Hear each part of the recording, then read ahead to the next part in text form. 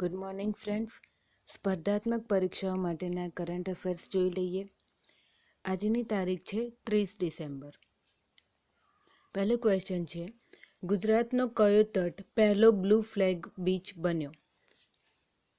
જવાબ છે શિવરાજપુર.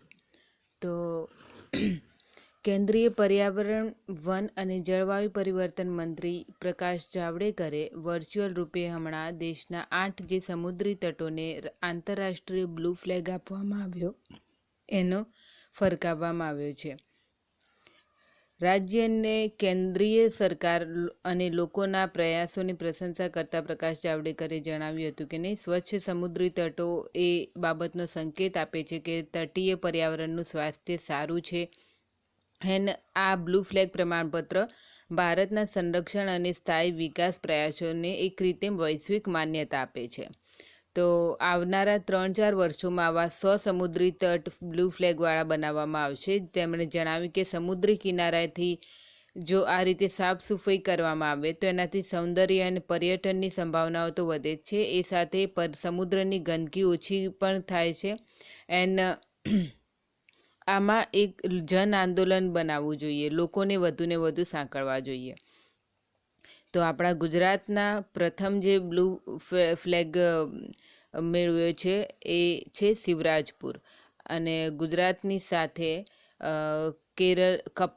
કેરળનું, ગોગલા દીવનું, કસરકોડ તથા પદુબિદરી કર્ણાટક, ઋષિકોંડા આંધ્રપ્રદેશ, ગોલ્ડન કોસ્ટ ઓડિશા, રાધાનગર આંદામાન અને નિકોબાર દ્વીપ સમૂહના એમ કુલ 8 જે તટો છે એને બ્લુ ફ્લેગ પ્રમાણપત્ર આપવામાં આવ્યું છે. આની જાહેરાતના અગાઉ 6 ઓક્ટોબર 2020ના રોજ થઈ ગઈ હતી કે આ સમુદ્રી તટોને આંતરરાષ્ટ્રીય બ્લુ ફ્લેગ પ્રમાણપત્ર આપવામાં આવ્યું છે. તો બ્લુ ફ્લેગ પ્રમાણપત્ર એ શું છે કે આંતરરાષ્ટ્રીય ગેરસરકારી અને એક રીતે ગેરલાભકારી કે નફો કમાવા માટેની બનાવેલી નથી એવી સંસ્થા છે, જે foundation four environment education Denmark દ્વારા કરવામાં આવે છે. તેની શરૂઆત 1985માં કરવામાં આવી હતી કે ફ્રાન્સથી કરવામાં આવી હતી. હવે તે એક સમગ્ર વિશ્વમાં વૈશ્વિક રૂપથી માન્ય પ્રમાણપત્ર જે એ લાયસન્સ આપે છે કે જેમાં 33 જેટલા માનાંકોને આધારે એમને માનાંકો આપવામાં આવે છે કે આ પ્રમાણપત્ર આપવામાં આવે છે. સૌથી વધુ બ્લુ ફ્લેગ બીચ ધરાવતો દેશ એ સ્પેન છે. ઠીક છે. આ બ્લુ ફ્લેગમાં શું છે કે નહીં કે તમે તમારે ત્યાં તટ ઉપર રિસાયકલ કેટલું કરવામાં આવે છે, સ્વચ્છતા કેટલી આપવામાં આવે છે, ફેસિલિટી કેવી રાખવામાં આવે છે, કે અપંગ માટેની સુવિધાઓ છે કે નહીં, અને કચરાના નિકાલની સુવિધાઓ કેવી છે. તો આ બધી બાબતોને આધારે તેમને બ્લુ ફ્લેગનો જે આપવામાં આવે છે, અને ભારત હવે આ માનાંકોને ધ્યાનમાં રાખીને જ પોતાના બીચનો વિકાસ કરી રહ્યો છે. તો આપણા માટે અગત્યનું બની રહેશે, કારણ કે ગુજરાતનું પહેલીવાર શિવરાજપુર જે છે બીચ બન્યો છે એ ગુજરાતનો, તો એના લીધે આપણા માટે વધુ અગત્યનો બની રહે છે. બીજો ક્વેશ્ચન જોઈ લઈએ. આ વર્ષે કોંગ્રેસનો કેટલામાં સ્થાપના દિવસ મનાવવામાં આવ્યો? તો હમણાં 28 ડિસેમ્બર 2020ના રોજ કોંગ્રેસનો સ્થાપના દિવસ મનાવવામાં આવ્યો હતો. કેટલામો? 136મો. તો કોંગ્રેસના 136માં સ્થાપના દિવસ ઉપર કોંગ્રેસ મુખ્યાલયમાં ધ્વજારોહણ કરવામાં આવ્યું અને પાર્ટીના નેતાઓને શુભકામનાઓ આપી અને એકબીજાના શુભેચ્છાઓ આપી અને કોંગ્રેસના જે યોગદાન છે દેશ માટે એને યાદ કરવામાં આવ્યું. તો ભારતીય રાષ્ટ્રીય કોંગ્રેસની સ્થાપના 72 પ્રતિનિધિઓની ઉપસ્થિતિમાં 28 ડિસેમ્બર 1885માં બોમ્બેના ગોકુલદાસ તેજપાલ સંસ્કૃત મહાવિદ્યાલયમાં થઈ હતી. તેના સંસ્થાપક મહાસચિવ જનરલ સેક્રેટરી A.O. હ્યુમ હતા. એ ભારતના નહીં હતા, એ બહારના હતા. તેમણે એ પછી કોલકાતાના વ્યોમેશચંદ્ર બેનર્જીને અધ્યક્ષ તરીકે નિયુક્ત કર્યા હતા. A.O. હ્યુમને આ કોંગ્રેસના એક રીતે જન્મદાતા, સંસ્થાપક તરીકે ઓળખવામાં આવે છે કે એ નહીં હોત તો આ કોંગ્રેસની સ્થાપના થવી જ અશક્ય હતી. કોંગ્રેસનો ધ્યેય એ વખતે ભલે શરૂઆત એવી હતી કે ને માત્ર કુલીન વર્ગના લોકો, જે શિક્ષિત વર્ગ છે એ જ સામેલ હતો. એવું નહીં હતું પાછું ધર્મને માટે પણ હતું, પરંતુ કુલીન વર્ગના જે શિક્ષિત વર્ગ હતો એ જ એમાં સામેલ હતો. પર પાછળથી તેમણે પોતાના આંદોલનને એક રીતે ગાંધીજીના આગમન પછી લગભગ તો એમણે જન સમુદાય તરીકે સંસ્થા તરીકે એનો સ્વીકાર કર્યો હતો.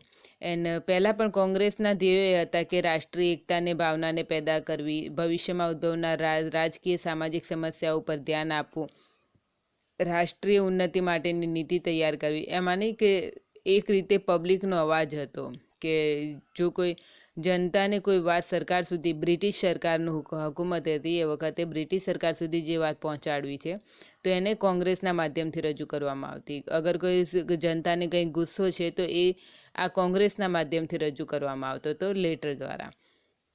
તો લાલા લજપત રાય એટલે જ કોંગ્રેસની સ્થાપના પાછળને સેફ્ટી વાલ્વનો એક સિદ્ધાંત આપ્યો હતો કે એને અગર પ્રજાને જો ગુસ્સો હોય તો નહીં બળવો કરે કે કોઈ કાંડ કરી નાખે, એના કરતાં કોંગ્રેસને રજૂ કરવામાં આવતી અને કોંગ્રેસ એક શાંતિથી પત્ર વ્યવહાર કર્યા રાખતી હતી.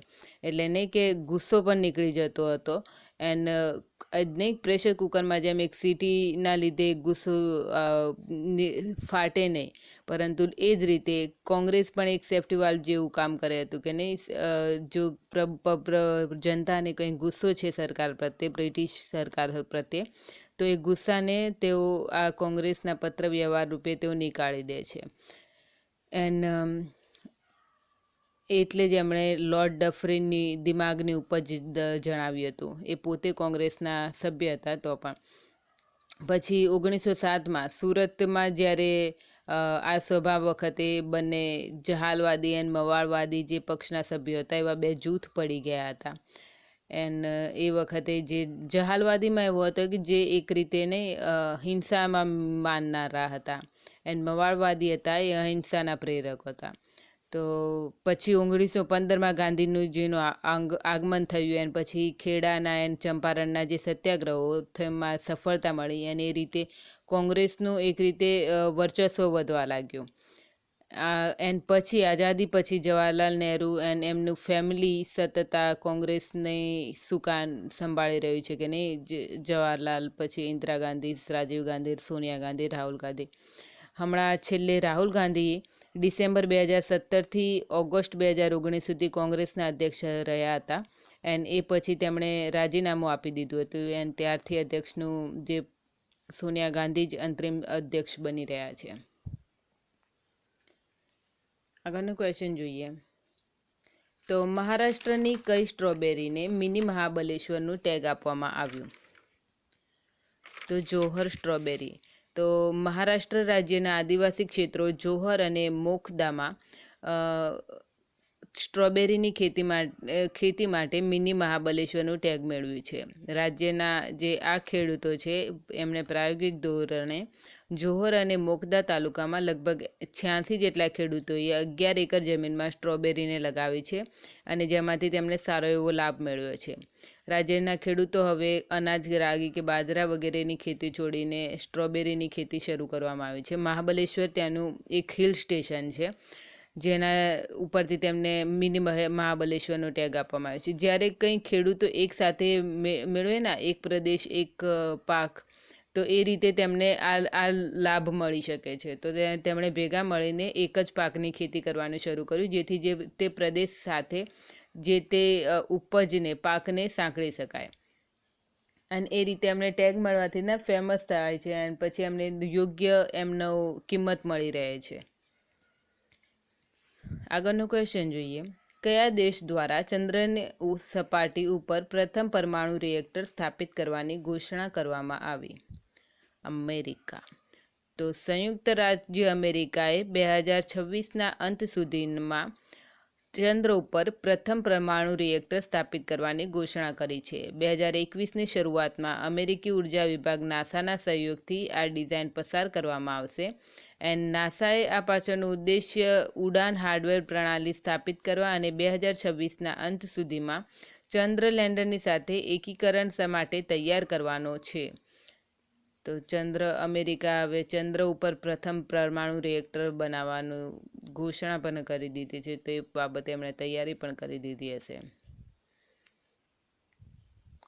ઘણા દેશોમાં તો હજુ જમીન ઉપર પરમાણુ રિએક્ટર બનાવવાનું બાકી. ભારત દેશે મ્યાનમારને કઈ સબમરીન સોંપી? INS સિંધુવીર. તો ભારતીય નૌસેનાએ મ્યાનમાર દેશને પૂર્વ INS સિંધુવીર સબમરીન સોંપી છે. ઓક્ટોબર 2020માં ભારતીય નૌસેનાએ આ સબમરીન મ્યાનમાર નૌસેનાને આપી હતી, જે હવે મ્યાનમારે પોતાની નૌસેનામાં સામેલ કરી લીધી છે. INS સિંધુવીર એ ડીઝલ ઇલેક્ટ્રિક કેલો ક્લાસ સબમરીન છે, જેનું નામ બદલીને મ્યાનમાર નૌસેના દ્વારા UMS મિન્યે થેનકાઠુ કરી દેવામાં આવ્યું છે. આ મ્યાનમાર નૌસેના દ્વારા મેળવનારી પ્રથમ સબમરીન છે. યાદ રાખશો, INS સિંધુવીર ભારતે મ્યાનમારને આપી છે. મિસ ટ્રાન્સ ક્વીન ઇન્ડિયા 2020નો ખિતાબ કોણે જીત્યો? શાઇન સોની. તો મિસ ટ્રાન્સ ક્વીન ઇન્ડિયા 2020નો ખિતાબ શાઇન સોનીએ જીત્યો છે, જેનાથી તેમને સન્માનિત કરવામાં આવ્યા. તો શાઇન સોનીનો જન્મ એક છોકરાના રૂપે થયો હતો, જેને ફિઝિકલ ટ્રાન્સફોર્મેશન કરાવીને છોકરીનું રૂપ મેળવ્યું છે. તો આ એટલે ટ્રાન્સ ક્વીન છે કે જેમણે ફિઝિકલ ટ્રાન્સફોર્મેશન કરાવ્યું હોય છે. નહીં, ઘણા એવું હોય છે કે જન્મથી ભલે પુરુષ હોય પરંતુ એમના ફિલિંગ્સ સ્ત્રી જેવા હોય છે. તો હવે તો સાયન્સ આગળ વધી ગયું છે, તો ઓપરેશન દ્વારા તેઓ ફિઝિકલી પણ ફરીથી સ્ત્રી જેવા બની શકે છે. તો આ જે ટ્રાન્સ ક્વીન એમના માટેનું જે છે, એમાં મિસ ટ્રાન્સ ક્વીનનો ખિતાબ જીત્યો છે શાઇન સોનીએ.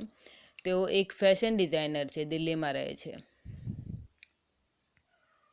કોના દ્વારા પોલીસ કી પાઠશાલા કાર્યક્રમની શરૂઆત કરવામાં આવી? ફરીદાબાદ પોલીસ. તો ફરીદાબાદ શહેરની પોલીસે યુવાઓને અપરાધના રસ્તેથી બચાવવા, નશો છોડાવવા અને ક્રોધથી બચાવવાના ઉદ્દેશ્યથી પોલીસની પાઠશાળા નામની કાર્યક્રમની શરૂઆત કરી છે. ફરીદાબાદના પોલીસ કમિશનર OP સિંહે શહેરને અપરાધમુક્ત બનાવવા અને યુવાઓને સશક્ત બનાવવાના ઉદ્દેશથી આ કાર્યક્રમની શરૂઆત કરી છે. રાજ્યના કેરિયર કાઉન્સિલ યુવાઓને રોજગારના રસ્તા બતાવવા અને યોગ્ય અગર જરૂરિયાત લાગે તો ટ્રેનિંગ આપવાની પણ આશ્વાસન આપવામાં આવ્યું છે. તો હવે પોલીસ પણ એવું ઈચ્છે છે કે નહીં, દેશનો યુવા રોજગારના પંથે જાય. નવરા બેઠા નવું કરે એના કરતાં રોજગાર કરતા થાય એ સારું છે. સશસ્ત્ર બળ ચિકિત્સા સેવાના મહાનિર્દેશક કોને નિયુક્ત કરવામાં આવ્યા? રજત દત્તા. તો સર્જન વાઇસ એડમિરલ રજત દત્તાને સશસ્ત્ર બળ ચિકિત્સા સેવાના મહાનિર્દેશક નિયુક્ત કરવામાં આવ્યા છે. સશસ્ત્ર બળ ચિકિત્સા સેવાના મહાનિર્દેશક નૌસેના, વાયુસેના અને જે થળ સેના છે એ સેનાના ચિકિત્સા અધિકારીઓમાં સૌથી ઉપરી હોય છે. સર્જન વાઇસ એડમિરલ રજત દત્તા એ આર્મ્ડ ફોર્સીસ મેડિકલ કોલેજ પુણેના પૂર્વ વિદ્યાર્થી છે. તેઓ 1 જાન્યુઆરી 2021થી કાર્યાલયનું પદ ગ્રહણ કરશે અને તેમનો કાર્યકાળ 23 મહિનાનો રહેશે. કયા રાજ્યે ડિજિટલ ઇન્ડિયા એવોર્ડ જીત્યો? બિહાર. તો બિહાર સરકારે ગવર્નન્સને અભિનવ પગલાં માટે કેન્દ્રીય સરકાર દ્વારા સ્થાપિત ડિજિટલ ઇન્ડિયાનો એવોર્ડ્સ જીત્યો છે. આ COVID-19 મહામારી દરમિયાન લાભાર્થીઓના ખાતામાં સીધી રોકડ સહાયતા હસ્તાંતરિત કરવાની પોતાની પહેલ માટે સન્માનિત કરવામાં આવ્યા છે. બિહારની બહાર 21 લાખથી વધુ ફસાયેલા શ્રમિકોને બિહાર સહાયતા મોબાઈલ એપના માધ્યમથી નાણાકીય સહાયતા આપવામાં આવી હતી. ICC spirit of the cricket award કોણે જીત્યો? MS ધોની. તો ICC એવોર્ડ 2020 આપવામાં આવે, જેમાં spirit of the cricket award MS Dhoni, જે પૂર્વ ભારતીય ક્રિકેટના કપ્તાન રહી ચૂક્યા છે, એમણે 2011માં ઇંગ્લેન્ડ એન્ડ ભારતના ટેસ્ટ વચ્ચે જે ઇયાન મોર્ગનને ટી બ્રેક પહેલાં અંતિમ બોલે શોટ માર્યો હતો, અને પછી એમને લાગ્યું કે નહીં બાઉન્ડ્રી બહાર જતો રહ્યો હશે, અને પછી તેમને રન આઉટ કરવામાં આવ્યા હતા. પરંતુ ટી બ્રેક પછી MS ધોનીએ પોતાની અપીલ પાછી ખેંચી અને પછી મોર્ગનને પાછા બોલાવ્યા હતા. તો એ માટે તેમને આ spirit of the cricket award આપવામાં આવ્યો છે. આ ઉપરાંત men's cricketer of the decade તરીકે વિરાટ કોહલીને જાહેર કરવામાં આવે છે. તેમણે 1/1/2011થી 7/10/2020 સુધીના જે દેખાવ એમણે કર્યો, તો સૌથી વધુ આઈસીસીના જે એવોર્ડ છે એ વિરાટ કોહલીના નામે છે. પરીક્ષામાં બી પૂછાય ને, તો પહેલો ગપ્પો મારી શકો તો વિરાટ કોહલી કરવાનો. તો એમાં વિરાટ કોહલીને જ મોસ્ટલી મળ્યા છે. એન્ડ મેન્સ ટેસ્ટ પ્લેયરનો એવોર્ડ ઓસ્ટ્રેલિયાના સ્ટીવ સ્મિથને મળ્યો છે. T20 ક્રિકેટરમાં અફઘાનિસ્તાનના રશીદ ખાનને, એન્ડ દાયકાના women cricketer, women one day cricketer, women T20 cricketer તરીકે ઓસ્ટ્રેલિયાના ઓલરાઉન્ડર એલિસા પેરીને આપવામાં આવ્યો છે. તો આઈસીસીના ક્રિકેટના એવોર્ડ્સ જે જાહેર થયા છે જોઈ લેજો ફરીથી. શાળાના પાઠ્યક્રમમાં શીખ ગુરુઓના ઇતિહાસ કયા રાજ્ય દ્વારા સામેલ કરવામાં આવ્યો? ઉત્તર પ્રદેશ. તો ઉત્તર પ્રદેશના મુખ્યમંત્રી યોગી આદિત્યનાથે રાજ્યની શાળાઓના અભ્યાસક્રમમાં શીખ ગુરુઓના ઇતિહાસને સામેલ કરવાની ઘોષણા કરી છે.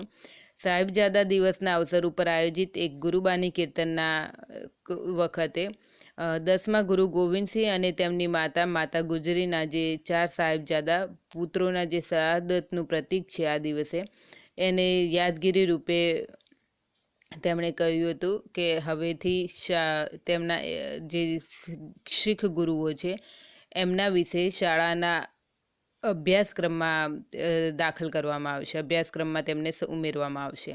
એ સાથે તેમણે 27 ડિસેમ્બરને સાહિબજાદા દિવસ તરીકે મનાવવાનો. સાહિબજાદા દિવસ એ માતા ગુજરી અને તેમના 4 પુત્રો જે સાહિબજાદા હતા એમના શહાદતનું પ્રતીક છે, જેમણે માતૃભૂમિ, દેશ અને ધર્મ માટે પોતાના પ્રાણ ન્યોછાવર કર્યા હતા. તો નહીં, ઇતિહાસ વગર નવી પેઢી શીખી શકતી નથી, તો ઇતિહાસને જીવંત રાખવું જરૂરી છે. તો એ વિચાર સાથે તેમણે ઉત્તર પ્રદેશના જે શાળાના અભ્યાસક્રમમાં શીખ ગુરુઓના ઇતિહાસને સમાવાવ્યો છે. કયા નગર નિગમ દ્વારા રમકડા બેંક શરૂ કરવામાં આવી? દક્ષિણ દિલ્હી નગર નિગમ. તો દક્ષિણ દિલ્હી નગર નિગમે નજફગઢ ઝોનના રમકડા ખરીદવા અસક્ષમ હોય એવા બાળકો માટે પોતાની રીતનો પહેલો રમકડાની બેંક ખોલી છે. અને સ્વચ્છ સર્વેક્ષણ 2021ને ધ્યાનમાં રાખીને ખોલવામાં આવે છે, જ્યાં લોકો પોતાના જૂના રમકડાને ફેંકી દેવાની જગ્યાએ દાન કરી શકે છે. જે રમકડા ખરીદી નથી શકતા એવા બાળકો અહીં આવીને રમી શકે છે, અથવા તો રમકડા પોતાની ઘરે પણ લઈ જઈ શકે છે. આ એક ખૂબ સારો પ્રયત્ન છે નહીં? આ રમકડામાં એવું હોય છે કે બાળકો મોટા થઈ જાય પછી એમના રમકડા પડ્યા જ રહે છે, તો એને કચરામાં નાખી દેવા કરતાં બેટર છે કે નહીં, જેમને ખરેખર ઇન્ટરેસ્ટ છે રમવામાં એ આ બાળકોને આપી દેવામાં આવે. સરકાર દ્વારા પણ સારી પહેલ છે. તો આજના માટે આટલું જ. Thank you.